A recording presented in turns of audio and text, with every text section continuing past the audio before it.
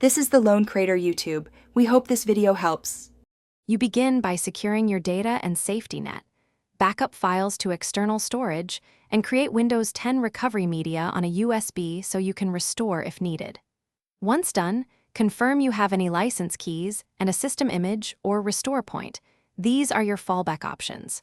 Make sure to unplug non-essential peripherals and close apps to avoid file locks.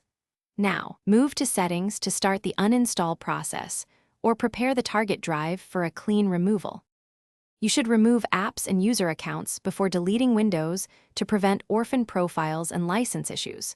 Start in Settings apps to uninstall third-party software, then disable BitLocker so the partition is writable. Once done, sign out of your Microsoft account and unlink devices to stop activation and sync problems. Make sure to open Disk Management and note the exact OS partition by size and letter. This reduces the chance of deleting the wrong volume when you wipe or reformat. You now boot from the recovery USB or installer and pick a custom or advanced option to erase the Windows partition. Formatting removes system files and ensures a clean slate.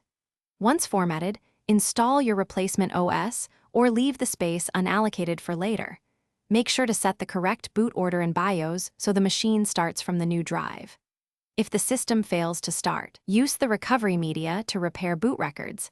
This single troubleshooting step resolves most post-uninstall boot issues. Thanks for watching. Consider subscribing if we helped you.